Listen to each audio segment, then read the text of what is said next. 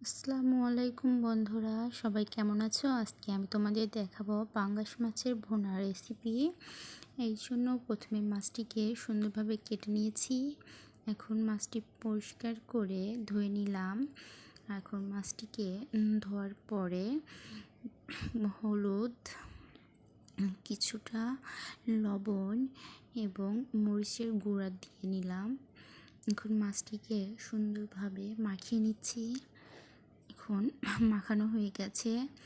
এখন আমি তেজপাতা, মশলা, পেঁয়াজ বাটা, কিছুটা রসুন বাটা এবং জিরা বাটা দিয়ে দিলাম এবং মরিচের গুঁড়া, কাঁচা জিরা, পেঁয়াজ কুচি, মাছ ভুনার জন্য অনেকখানি পেঁয়াজ কুচি দিয়েছি।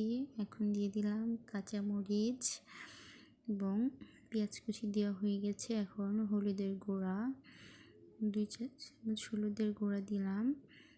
এখন এগুলোকে নিয়ে আমি রান্না করতে চলে যাব। সবগুলো মশলা নিয়ে এখন চলে গেলাম রান্না করতে। মাছগুলোকে দিয়ে দিয়েছি তেলে। এখন মাছগুলোকে সুন্দরভাবে ভেজে নিচ্ছি। সুন্দর করে ভেজে মাছগুলোকে এখন তুলে নিব। মাছগুলোকে একে একে এখন তুলে নিচ্ছি। সুন্দর করে ভাজা করে নিলাম। দেখো, এখন কড়াইতে তেল দিয়ে নিচ্ছি। এখন পেঁয়াজ কুচি দিয়ে দিলাম। পেঁয়াজ কুচিগুলো দিয়ে তেজপাতা দিয়ে সুন্দর করে কাঁচা লঙ্কা দিয়ে ভাজা ভাজা করে নিব। পেঁয়াজ লাল হয়ে গেলে এই পর্যায়ে একে একে মশলাগুলো দিয়ে দিতে হবে।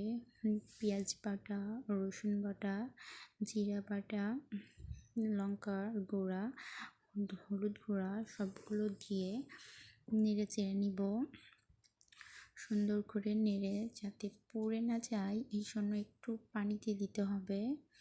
খুব সুন্দর করে নাড়াচাড়া করে নিতে হবে কিছুটা। এখন লবণ দিয়ে দিতে হবে। লবণ দিয়ে দিলাম। এখন নাড়তে হবে।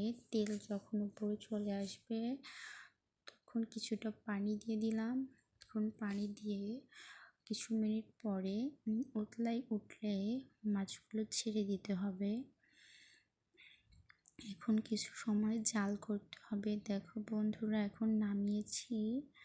মাছটা দেখো কত সুন্দর কালার এসেছে। দেখতে যেমন সুন্দর, খেতেও খুবই লোভনীয়।